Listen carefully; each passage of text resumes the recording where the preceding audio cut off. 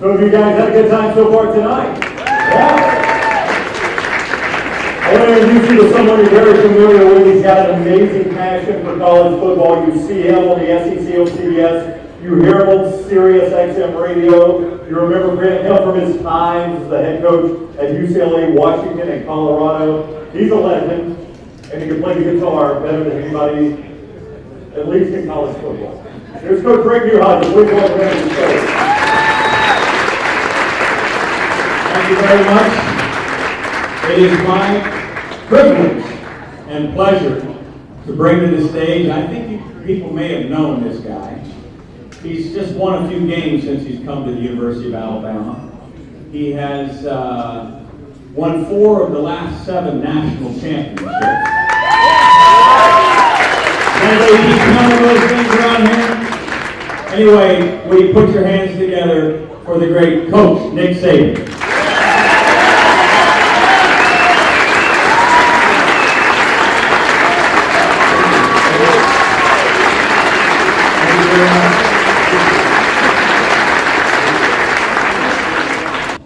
Now, as a former football coach, and I got offered this chance to come and be on the stage with you, the first thing I wanted to ask, and I'm sure a lot of folks here want to ask, the pop-over kick against Clemson. It's the 4th quarter, Coach. You just score, you got them, you've got one of the great defenses in college football, and you go for a little magic dice, roll of the dice, pop-over kick. And it might be the first time I can remember watching you on television smile during the course of the game. Tell me what went into the decision and how you felt. Obviously, you were elated with the result. First of all, everybody overestimates the risk of this play. If you kick the ball off to them, they get the ball on the 25-yard line. If you cover well. If we try the onside kick and they get the ball, they get on the 50-yard line. So it's a 25-yard, 15-yard penalty plus 10. Plus, the way they're lined up, there's no way they can defend it. We know that from the first time they lined up that way. And our guys are pretty good at executing. So I trusted and believed in the players. But we had just tied the game up. I didn't like the feel of the game. Our defense was tired.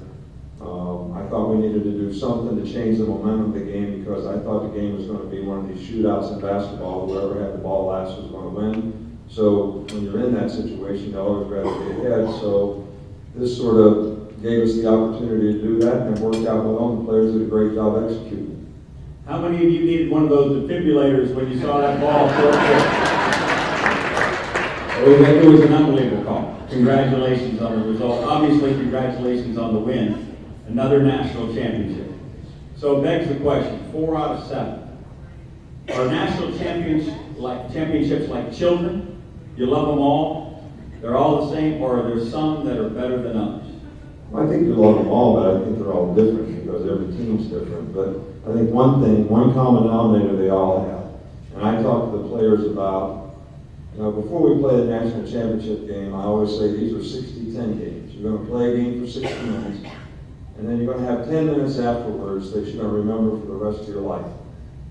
Good feeling or bad feeling, and that's the way it's going to be. So, but I think really with every one of these championship teams, and I think if anybody here has been involved in a championship, we won the state championship when I was in high school in Monongah, West Virginia, which you never ever want to go there. But there's still a sign up that says we did it, and everybody that was on the team is proud of it because everybody made a commitment. There was a lot of respect, there was a lot of trust for the principles and values of what we were trying to accomplish and do, and each other. There was a lot of positive energy and hard work that went into it, and there was a lot of people that were responsible to do a job. They were responsible for their own self-determination. They were accountable to the system. They were accountable to each other. That's special. It's special when you're involved with someone like that, and I don't know how many people out here really appreciate how hard it is to win a championship in a conference as good as the SEC, and the way you have to win them in college football now with the playoff, and you got to play the best teams in the country. So when a guy that's on that team, any of those teams, you see them, they look at you like, we did it, and you look at them like, I'm proud of you for doing it. And it's just a special feeling that you always have. And I think that's true of all the teams. So it's just special. You know, people think that winning a championship, somebody being the best that they can be, is normal. The human condition is to survive, to be average. So it really is special to get a group of people that all commit to something at a very high standard, at a very high level, and do it on a consistent basis over an entire season. To be the best, that's pretty special, and it's special to be a part of. And a lot of people should get a lot of credit for it. I get far too much credit for it. You know, our coaches do a fantastic job. We got great support group in our program. We've got great administration at the University of Alabama, and we got great fans that have supported the program. So there's a lot of people that should get a lot of credit for the success that we've had. Y'all appreciate those championships?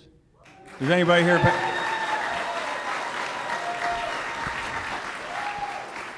Ours, the coaching profession, is a transient profession. You're very lucky in this business if you're able to stay at one place for a long time. Now, you have a reputation as a meticulous planner. You're always making sure people are where they're supposed to be, when they're supposed to be there. Did you plan to be at Alabama for this length of time? The process that I talk about all the time really has nothing to do with how you plan a career, because I don't really think you plan a career. I never ever plan my career. I always have goals and aspirations and a vision of what I wanted to accomplish. You know, as a coach, when I was an assistant, I wanted to be a coordinator. When I was a coordinator, I wanted to be a head coach. When I was a head coach, because I had been in both college and the NFL, I wanted to be an NFL head coach someday. So when all those things sort of happened, even though when I was doing those jobs, I wasn't doing it for the next job, I was doing it for the pride of performance of having a good program. When we came to Alabama, there was no next job.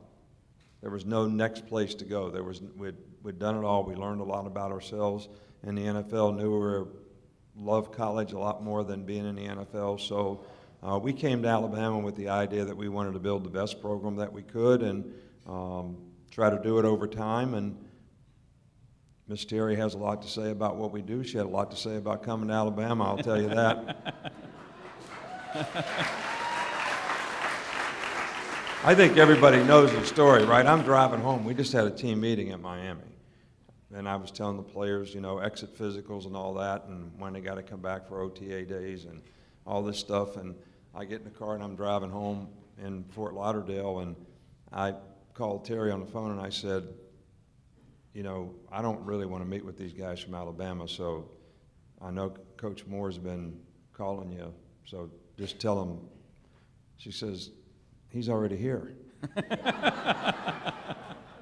So she wanted to come to Alabama, I can tell you that. She liked college a lot better. That's classic. That's classic. You know, every great company, great organization has a portion of that company that has research and development. You, of all the coaches that I've known in my life, as I listen to the other coaches that cross-section the country, are as curious as anybody out there. You're always looking for new ways to do things, new ways to approach, whether it's schemes or ways to do things within the program. Nick Aliotti, who was formerly the defensive coordinator at Oregon, retires. You want him to come and spend some time with you so you can have that kind of conversation. Has that always been who you are? Very curious, very looking forward to the next big thing? Well, I've been very fortunate to have some really good mentors in my career. People like Bill Belichick, Don James, my college coach, George Perlis at Michigan State, and a few others that you learned a few ways not to do it. But so I've never ever invented anything in this game. I've always learned it from other people. And the game evolves and the game changes, and you need to change with it. And not to be flexible is a real problem, I think, in any business or profession. So that's why we're always on the search, always on the lookout for who's got a better way to do it. How can we do it better? How can we find a way, whether it's recruiting, some technique, some scheme, some system. And I think because of the research we did, we play against the no huddle a lot better than we did a few years ago. You were at LSU, won a national championship at LSU. While at LSU, obviously an arch rival of Alabama, did you look across the field and say that program someday could be pretty special? Obviously, it's been special in the past. Did you have any overtures towards Alabama while at LSU? Well, when I was at LSU, I don't even know if people realize this, but I don't know if it was the first or second year there, maybe the first year, I don't know. But when we played Alabama for the first time at LSU, we won the game, but that's the first time that they had beaten Alabama in Tiger Stadium at LSU for over 30 years. Wow. So you think we didn't have respect for Alabama and the tradition and all that what they had? That was like a significant accomplishment just to beat Alabama for the first time at LSU in 30 years. So I thought that it was the place that I had the most respect for because of the tradition. So we feel very fortunate, and it's a very special place to be a coach. There's a saying, rising tide carries all boats, pun intended. The SEC West is now regarded as the premier division in all of college football. A lot of that, in my opinion, has to do with the success of Alabama because it's forced everybody to come up. Every coach in that league is making in excess of $4 million. Every program has built brand new facilities. What kind of pride do you take in that? Obviously, you take a great deal of pride in what's happened at Alabama, but what kind of pride do you take in the fact that the SEC has become the national premier conference, and in particular the division, the SEC West? Well, I think there's a lot of tradition in the SEC. I just think that lately, probably in the last 10 or 12 years, we've had a lot of success on the national championship stage, and maybe more people are aware of it. But I can tell you this, our division is one of the toughest divisions out there, but that's what makes it special to compete in the league. I think last year, I don't think many people know this, we beat 9 teams that were in the top 20. We played 13 teams that were in bowl games. 14th team, the Division I AA team we played, were in their playoffs. That doesn't really even count as a bowl game. So there was only one team that we played all year that wasn't bowl eligible. So that's great competition, but I think that's why the players like to come, because they like to compete at the highest level, and it really kind of makes them better. Most coaches worry about their own jobs. I should have worried more, but they worry about their own longevity. They try to stay in their own particular zone and so forth. Yet you have become kind of a spokesperson for the game, the college football game. Recently, you were quoted as saying college football may be time for the need of a commissioner for college football, that they don't have a vested interest in this conference or that, but for the good of the game. What do you see the future of college football? Well, I think that would be a really positive step for us to have. I'm just 8 years in the NFL. A lot of things they do in the NFL sets a really good example, I think. They spend a lot of money on research. They really do it for the betterment of the game. It is a business, so they're very interested in the investment that they've made and the business that they have. So they have a commissioner. They have a competition committee, and those people are going to look at things relative to player safety and what's best for the game itself. So you can't say because they play a certain style of ball on the West Coast, this is the kind of rules that we want to pass, or we're going to manipulate the committee so that we can get it passed, or one committee, the rules committee passes one thing and somebody else gets it overturned in some other committee. And these people aren't even football people that are making these decisions. So I think we should take the 5 major conferences. Somebody could be the commissioner of all 5 who has the interest of the players and the game itself comes first, not their conference, not anything. And I think that would be the best thing that we could do for the game. But I think college football is probably as popular as it's ever been. I think there's more interest. I think it's a great game. I know we get criticized sometime for some of the injury issues that have made it questioned, but at the same time, I've been coaching for a long time, and we do a better job right now of taking care of our players, even with the head injury issue, than ever before. The protocol for a player to come back from a head injury is so much better than it's ever been, and I think it's something that we're going to continue to work on and continue to improve. But I think if we had a higher power that sort of overlooked college football, it would really help the game in the long term. Attention to detail has always been at the forefront for those of us who talk about the Saban era at Alabama. taskmaster, don't mean that in a negative fashion, the ability to get everybody on the same page, doing the same thing, that requires great discipline for everybody within the program. You told me you've never taken a phone call while at practice, while we were sitting at this table. One time there was an exception. Do you want to tell everybody what happened? Well, I don't even take my cell phone on the field. All right, so my mother's here tonight, right, sitting right here. And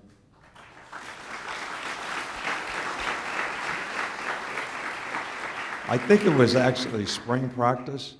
All right, so the manager comes running out on the field with my cell phone and says, your mom needs to talk to you, your mom needs to talk to you. So I'm like saying, oh no, the house burnt down, or somebody died, or some terrible thing happened, and get on the phone, and everybody calls me, brother, hey, brother, I just made a hole-in-one. So, at 79 years old. 79 years old. Was it a right to left shot, a little left to right? What'd you play? A little fade? Straight at it, huh? And I've never made one. 1-0 is the score. That's right. All right. I've never made one. You got a research and development team on how to get that done? No. I just need more time to practice. They said, I've got a radio show. I've got an opportunity to talk about college football a lot. And one of the things that I've said, and I've said it more than one time, and if you've heard me, I apologize for repeating myself, is that Nick Saban is the greatest college football coach of all time. And I said that, and the results speak for themselves. You won a national championship in your time at LSU, 4 out of 7, and the teams that you didn't win national championships with at Alabama certainly were in the hunt, almost every one of them. It is a remarkable run, unparalleled in my lifetime, certainly, and obviously there was a lot before. And I say the reason it isn't more trumpeted out there is because you're at a university that one of the great football traditions in all the land, that the University of Alabama, where they had another fabulous football coach in Paul Bear Bryant. And because of that, and the reverence that everybody shows to the great Coach Bryant, it's okay not to say it. It's okay not to say that Bear was the best or Coach Saban's the best, and it's just, hey, we're just happy we had both of them. Is it important to you that anybody think about who was the best, or is it just enjoy what you do? And I don't even like being compared with Coach Bryant, because I think he was absolutely the greatest coach ever in the history, because he did it over a much longer period of time, and he did it in a lot of different ways. You know, he did it throwing the ball with, certain great quarterbacks. He did it running a wishbone. He made significant changes in terms of what he had to do and how he had to do it. So I think when you really define success, it's, success is consistency and performance. And when you do it over a long period of time, that really, to me, says who's really the best. And look, I get a lot more credit than I deserve for what we do at Alabama. I said it before, we have great administration, we have great fan support, we have great facilities, we get everything that we need to be successful. We've had a lot of great players who came. I'm proud of the fact that we have one of the highest graduation rates in the SEC, and this past year the highest. And our players do the right things, they do it the right way, they represent the conference and the university in a first-class way, and but tradition is always under construction. So what we did in the past really is insignificant to what we have to try to do in the future to maintain the standard that we have. And that's the real challenge, is getting the consistency in performance, not being complacent, because complacency creates a blatant disregard for doing the right things, the very things that helped you become successful. People think success is a continuum. Success is momentary. You win this game, it's over. You got to go to the next one. You have the next challenge. And the successes of the past do nothing but put a target on your back. All right, so if you're complacent about it, you start judging and questioning why you're doing the things that you're doing that helped you become successful to start with. So this is what we all fight. You fight it in your job, you fight it in your life, we fight it, with our players competitively and the people in our organization to continue at the high standard that's going to help us be successful in the future. As I call Robbie and Frank and Floyd to the stage to make a presentation, let me just say to you, the Alabama faithful, you are lucky to have Nick Saban as your head coach, and he's lucky to have the University of Alabama as a place to coach. It is, without question, one of the great college football traditions that ever lived. And I would like to thank you. I would like to say one thing to the Wedgwood family who started this. This is a great thing that you do. I'm very pleased to be a part of it. You've made a significant difference for a lot of people to have somebody here that's been affected by your generosity, and all of you who support this is of great significance. And I'd like to say something about Dr. Andrews and Dr. Kane here. You know, we are very fortunate here in Birmingham especially to have this kind of quality of medical service for all of us. And these two have done a phenomenal job for our athletes in this state, both at Alabama and at Auburn. And let me just say that that's so important to being successful, because the players have to trust the medical staff. And it's affected the quality of people that we have from top to bottom, and it's really done a lot for our players, and I just want to thank both of y'all. Thank you so much.